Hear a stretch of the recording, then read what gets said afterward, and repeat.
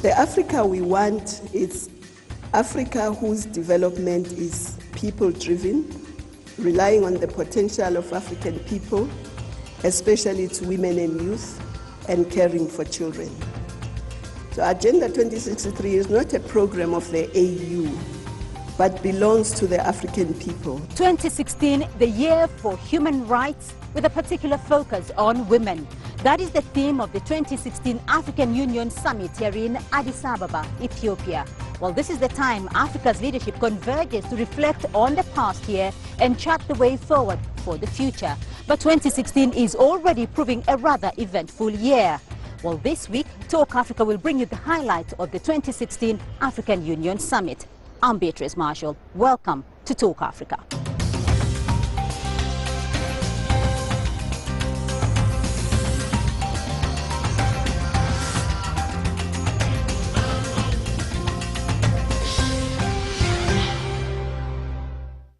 Now, the vision of the African Union is that of an integrated, prosperous and peaceful Africa, driven by its own citizens and representing a dynamic force on the global arena.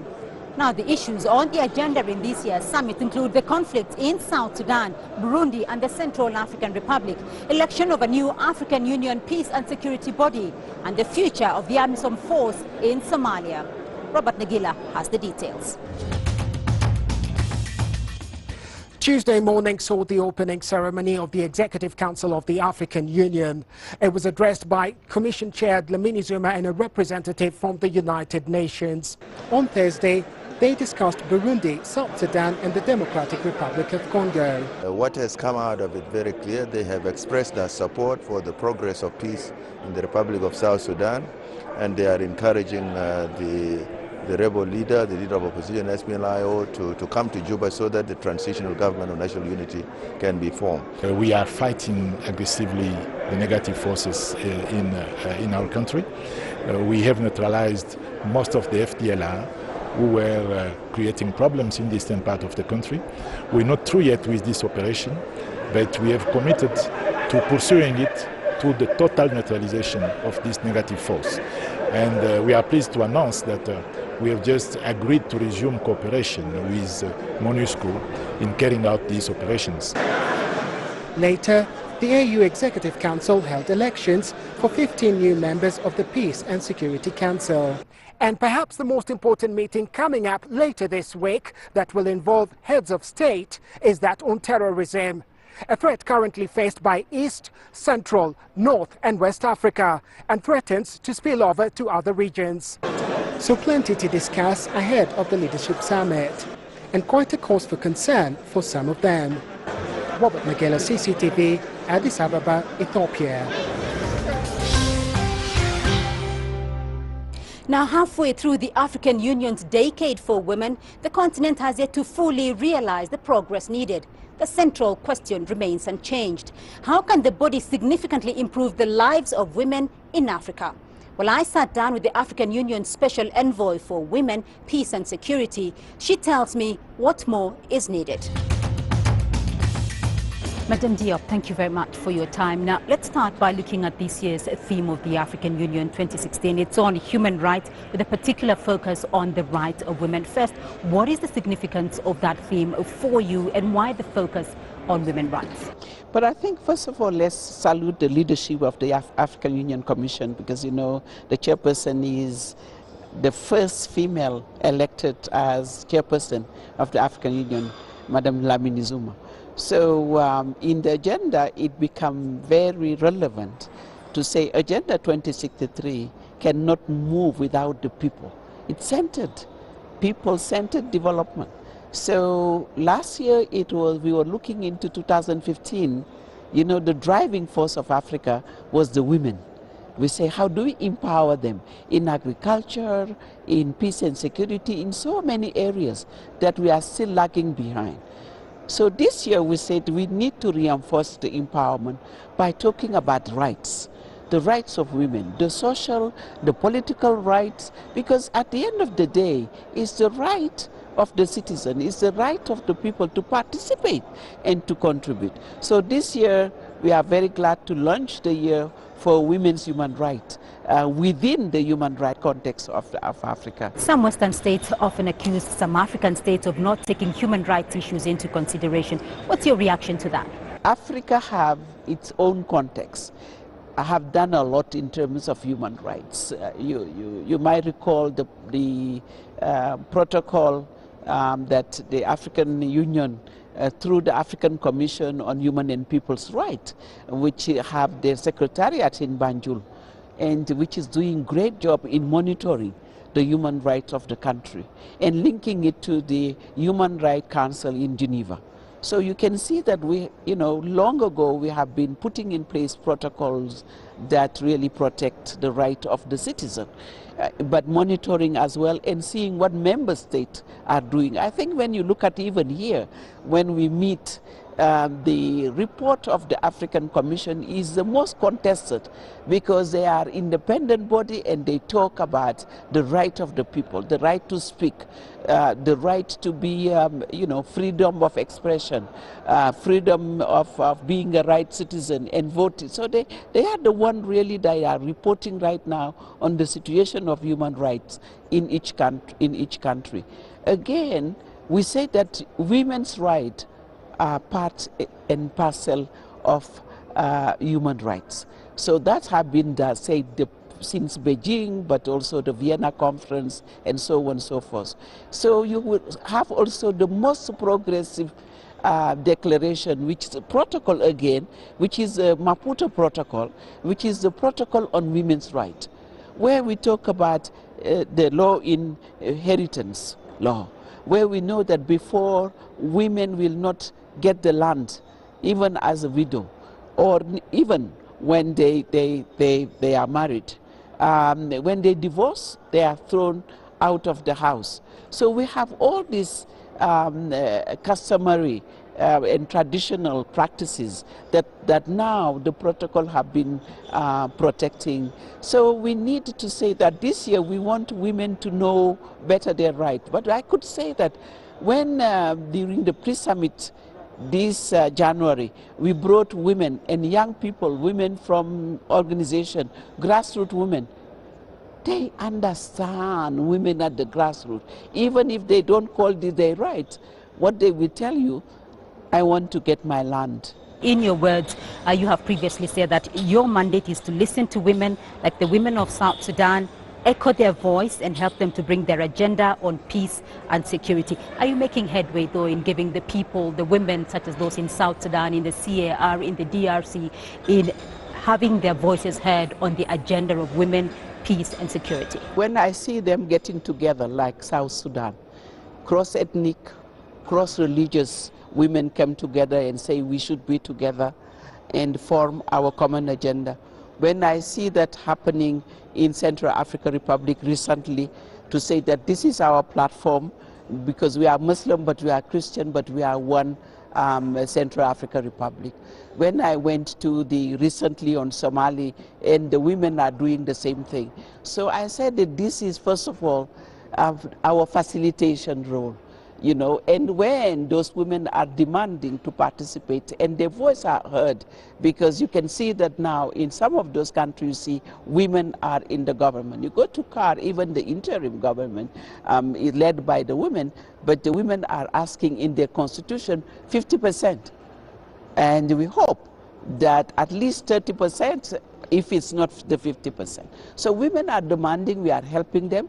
They are mobilizing, having their common agenda, but also not only that, they are going beyond that. They say that in the sharing of our resources in our country, we need to be part. We need to put right now in the constitution or the law that are coming up or in our parliament that when it comes to land, we have access.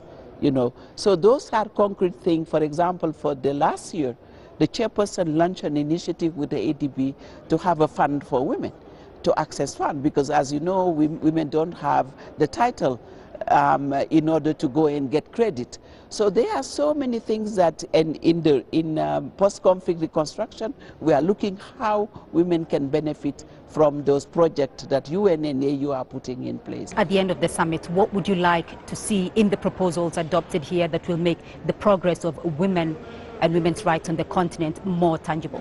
You know, when we go to June, to the next summit, it is going to be really debated and discussed in Kigali, where we will having in June the next summit. So what I would see is a report presented by the chairperson on the status of the women, peace and security in the continent.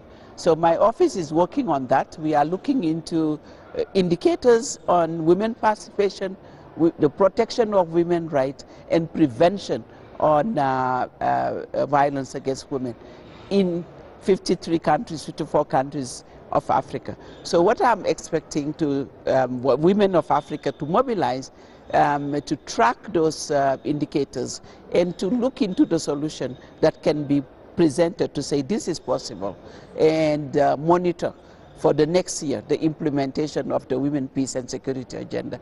It's time for action. What the women are saying is we move from solemn declaration, but we want solemn action, but also solemn deliverable. So what we are looking at is that at the end of the year, the solemn deliverable that have been done by our member states. And now to help us chart the way forward for Africa in 2016, I have expert guests with me here at the headquarters of the African Union. The Deputy Chairperson of the African Union Commission, Mr. Erastus Mwencha, thank you very much for joining us.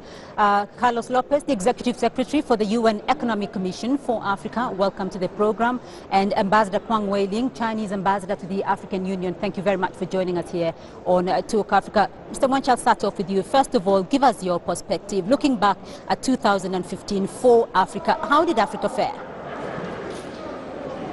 It was a year of mixed results, but on the scorecard we did much better than could have been, because if you look at in terms of economic growth rate, we recorded just under 4%, 3.7 to be precise.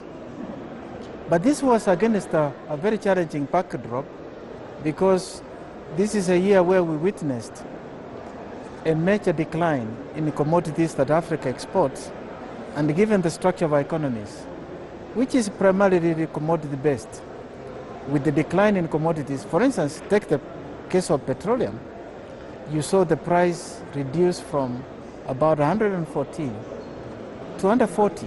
In fact, as we speak now, it's just hovering around 30. And one can go on. I mean, copper, from 8,000, we are now looking at 3,000. But we had also major challenges beyond the international induced challenges. We had Ebola. And with that Ebola, it struck us in many ways. Our tourism was affected, our investment was affected, and that is also because the international community has not even understood Africa. Ebola was confined in a very small part of the continent, but the whole continent suffered equally. But beyond that performance, perhaps some of the challenges, if I could start with Ebola, look at the ritual. Mobilized, galvanized, an army of workers and fought gallantly. We overcame the challenge. But we also saw Africa moving forward in the area of peace and security. We made progress in the area of expansion of agriculture, where there was also another major problem. Because of climate change, we saw agriculture shrink a bit because we largely have rain-fed agriculture. But there are some sectors which compensated. We have seen investment, inward investment, and particularly intra-African investment grow. We have also seen a major boost in infrastructure. We have also seen a major boost in education and the rest. So that's why I said it was a mixed bag, but in the end, Africa did much better when you look at globally what happened. Your take, Dr. Lopez, though, because in the wake of the falling commodity prices for Africa, is that narrative of Africa rising, the economic prospects, are those still intact? Well, Africa rising narrative has been associated with opportunities for others, not so much opportunities for Africa. It was very much a way of inducing the spirit that we have now higher demand of African commodities, that there is more opportunities for investment because of a growing middle class, and that Africa trade is growing and booming even in some areas. So it was about more opportunities for others. Now, when it comes to Africa itself, Africa rising is not the best narrative. The best narrative is really to say we need structural transformation, because the growth that we have had so far has not yielded the results that we want. It has not created enough jobs. It has not generated enough distribution. The characteristics of our economy have not changed. We continue to have low agricultural productivity. We continue to have a lot of informality in the service sector. We continue to have very low indices of industrial and manufacturing production. And obviously we are also suffering from the fact that our institutions are very weak, not to mention our infrastructure was debilitated for a long time, when we're still struggling to have power, to have roads, to have access to the logistics that will allow for a modern economy. But let's cut the cake in a different way. Because if we say just how fair Africa performance should be assessed in 2015, we may get one specific type of reading. But if we say how did Africa do in comparison with other regions, then we'll have to say Africa did pretty well. You know, in terms of continental average, Africa was the continent that grew the most.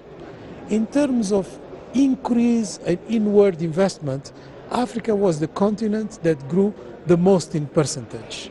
In terms of characteristics related to the social sector, like for instance reduction of poverty and so on, now we know that Africa has reduced poverty significantly, but of course from a low base.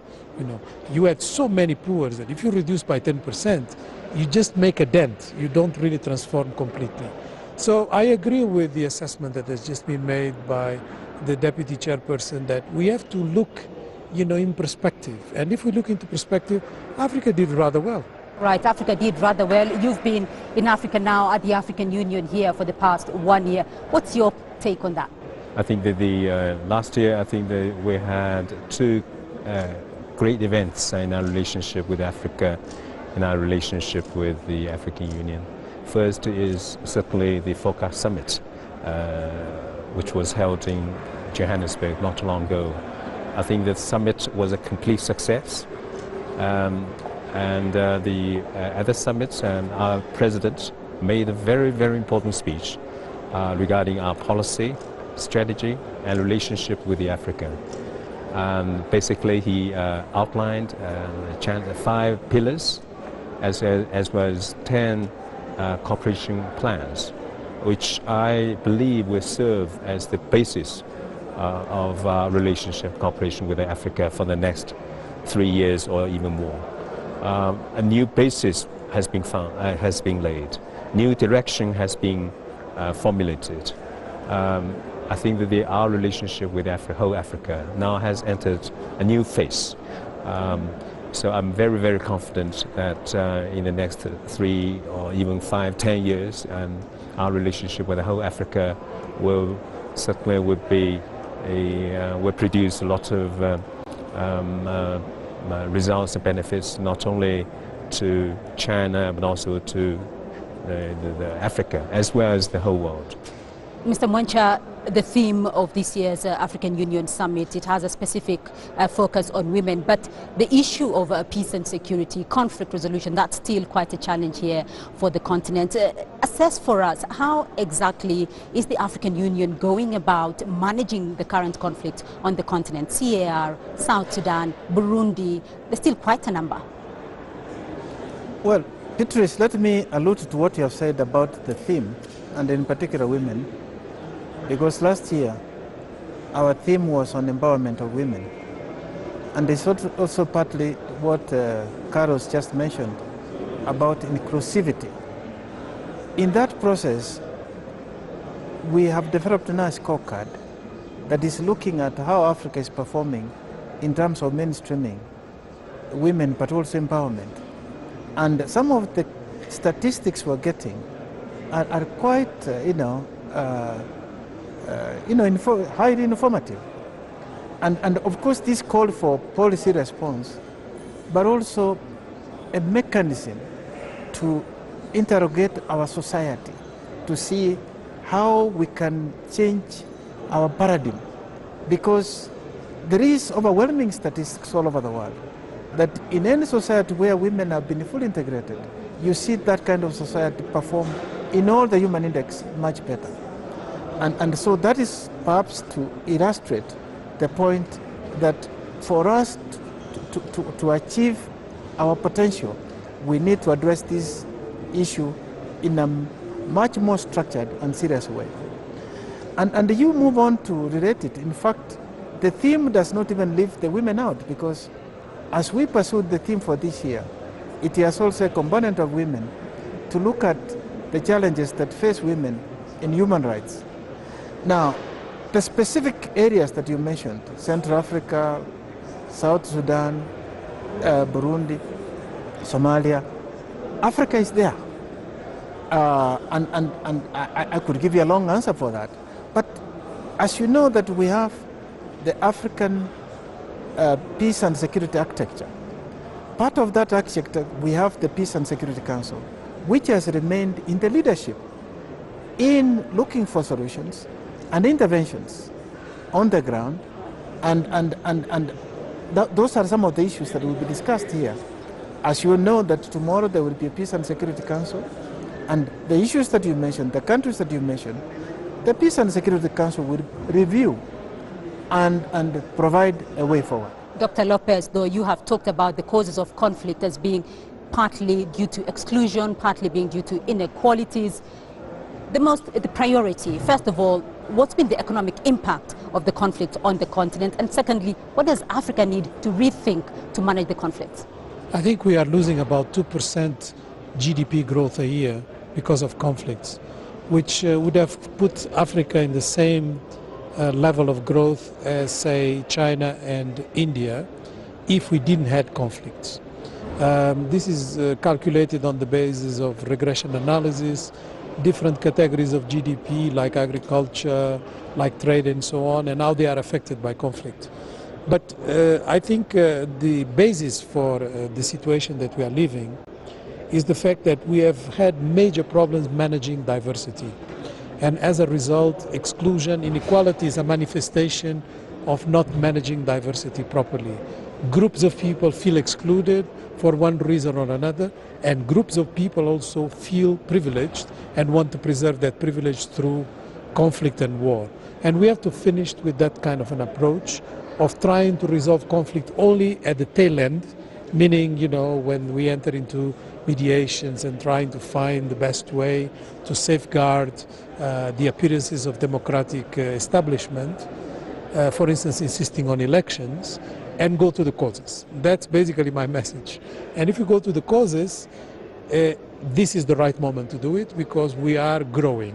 When you are growing, you can grow in different ways. If we choose to grow in a way that is going to address inequality and exclusion, we are going not just to grow, but to grow solid in terms of avoiding conflict. Ambassador Kwang, though China's position on Africa's peace and security, what are we going to see from China in 2016, and what is China's position today, though, on Africa's peace and security measures? I think that peace and security in Africa is essential for the development of Africa. To us, development and peace are two major challenges facing whole Africa. So that's why China now attaches great importance to peace and security and development in Africa. And we have now tried our best to make some contributions. You may remember our President Xi announced last September in New York that China was going to provide $100 million military aid to the African Union for the building of standby force.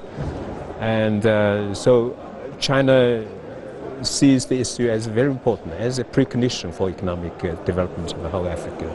And China, as a big power, must play its due role and assume some responsibilities, because more and more African countries have asked China to provide assistance, to make contributions. So we feel that it is our duty to be part of it. And also, you know, for the next 3 to 5 years, there will be more programs, projects between China and Africa. And more Chinese investors will come to the continent to invest and start business. But, you know, we need to have a favorable environment.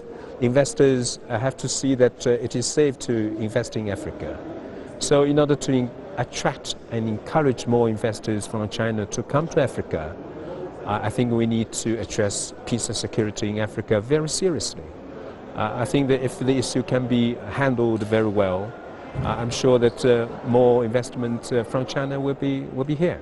And that, of course, would be very important for the development of Africa. Dr. Lopez, looking forward for Africa in 2016, your perspective?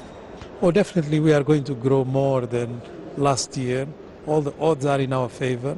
People forget that 2/3 of Africa's growth is due to internal consumption. Some of the mechanisms that are required for that internal consumption to be consolidated are now in place. Some of the shocks that we received with commodity prices, oil, etc., are actually going to be good investments for the future, because it obliged some subsidies to go, it obliged countries to take care of their deficits, it tightened a bit the structures of economic governance.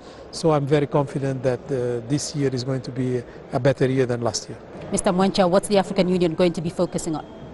I think let me go micro here to say that institutional leadership is also important, and that the African Union will be looking at how we can structure ourselves to support member states in implementation of Agenda 2063, but also to create an enabling environment for us to deliver this mechanism in an efficient and effective manner. All right, Mr. Erastus Mwencha, Dr. Carlos Lopez, and Ambassador Kwang Wei Lin. Gentlemen, thank you very much for being on Talk Africa. And that's all we have time for this week from the African Union headquarters in Addis Ababa. Do join us again next week for more on Talk Africa. Goodbye.